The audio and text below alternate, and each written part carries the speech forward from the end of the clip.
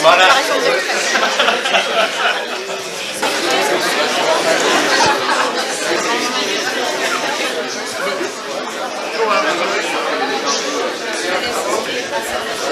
Vente aux enchères publiques et donc à sa mort. Le tribunal, levez-vous s'il vous plaît. L'audience est ouverte, vous pouvez vous asseoir. Maître, vous avez la parole. Monsieur le Président, je vous remercie. À la requête de l'État représentée par Madame le ministre de la Justice, je demande la mise en vente du palais de justice de Saint-Quentin et de son personnel en exécution du projet de réforme de la création d'un tribunal départemental ou de pôle de compétences qui, s'il est voté, aboutira à la suppression du tribunal de pleine compétence de Saint-Quentin sur la mise à prix de 5 €. Et je vous remercie, maître, mais nous avons d'abord un incident à purger. Maître, Mon client souhaite le renvoi à 2 mois pour des raisons procédurales. Ah, vous savez que ça pose problème. Ça pose problème car le justiciable doit effectivement pouvoir se défendre. Le justiciable doit pouvoir comparaître devant ses juges, assister à son procès. Or, 2 mois vous dites, eh bien, dans 2 mois, si le tribunal départemental est créé ou s'il y a des pôles de compétences, comme on l'a entendu vendredi dernier, eh bien, il n'y aura plus de tribunal de pleine compétence à Saint-Quentin. Le tribunal de pleine compétence disparaîtra. L'affaire de votre client sera jugée devant un tribunal départemental ou devant un pôle spécialisé. Cela vous pose problème, monsieur? Ça se passera où, monsieur le président? Vraisemblablement, selon le projet, à Laon. Où habitez-vous?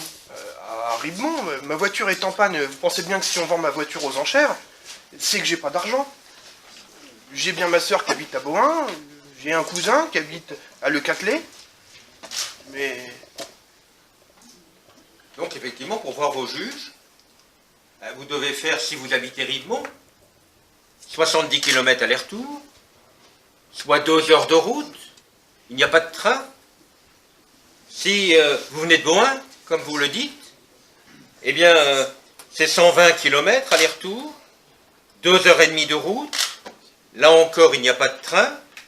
Et si vous venez du Catelet, comme vous l'indiquez également, 135 km aller-retour, 3 heures de route, et toujours pas de train. Et l'État, il pense à moi, le justiciable? C'est mon affaire. J'ai bien entendu la ministre, hier, nous parler de justice de proximité. Mais c'est quoi la justice de proximité, si on supprime le tribunal de pleine compétence qui est dans ma ville? Je dois renoncer à mon incident, si je veux me défendre. Donc vous abandonnez votre incident. Je suis bien obligé, monsieur le président. Le tribunal vous en donne acte. Je donne donc acte de l'accomplissement par maître Lombard des formalités pour aboutir à la vente du palais de justice de Saint-Quentin, situé place Gracchus Babeuf, en parfait état de fonctionnement, récemment réaménagé pour un budget d'1 200 000 €, comprenant des locaux jusqu'alors affectés au service des justiciables de Saint-Quentin et des communes environnantes, qui abritent aujourd'hui un tribunal de grande instance ayant pleine compétence pour juger les affaires civiles, les divorces, les pensions alimentaires, les successions, un bureau d'aide aux victimes, un tribunal pour enfants, un tribunal correctionnel et un tribunal de police, un service d'exécution des peines, un tribunal paritaire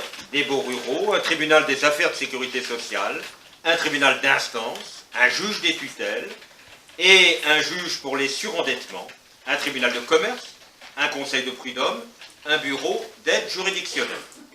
Et enfin, des fonctionnaires et intervenants privés du monde judiciaire comprenant 47 postes de magistrats, de greffiers, d'adjoints administratifs, des experts judiciaires, huissiers de justice, avocats, mandataires judiciaires, notaires et médiateurs, éducateurs et associations, soit un lot d'environ 250 personnes.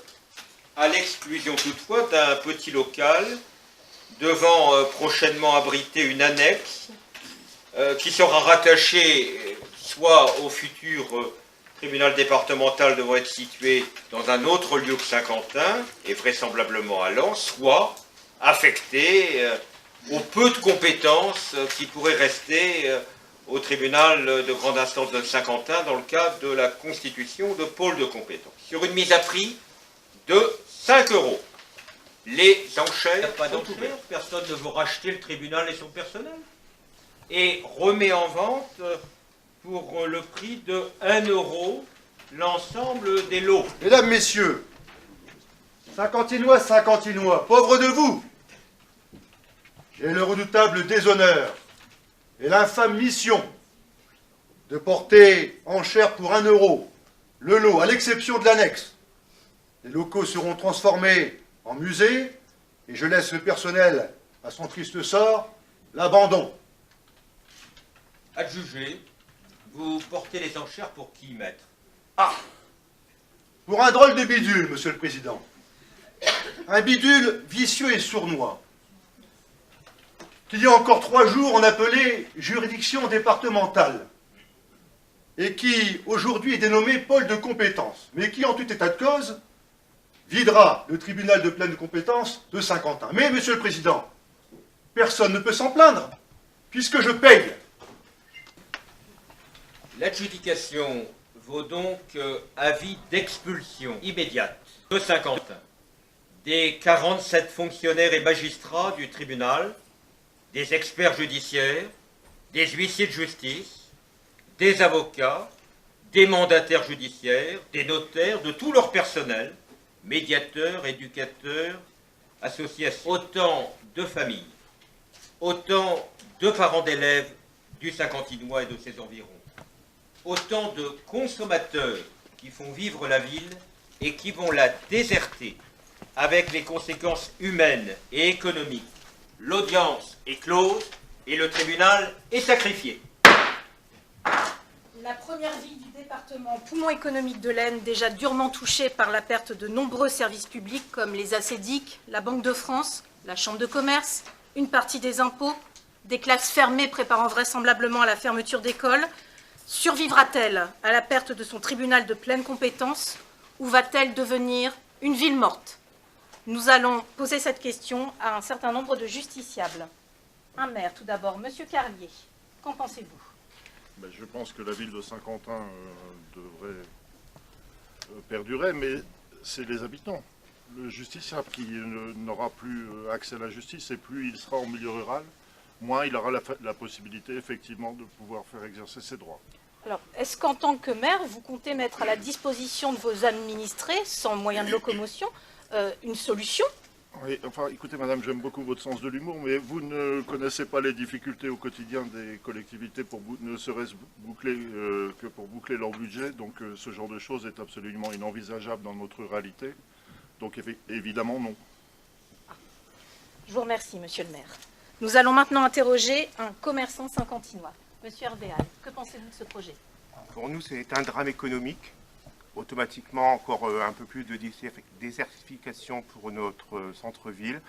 Des économies qui n'iront pas dans nos commerces. Et là encore, comment pallier à cette situation? Disons, pallier, c'est la force. Il faut absolument que ce tribunal reste sur Saint-Quentin et qu'on se mobilise tous. Je vous remercie infiniment, monsieur Hall.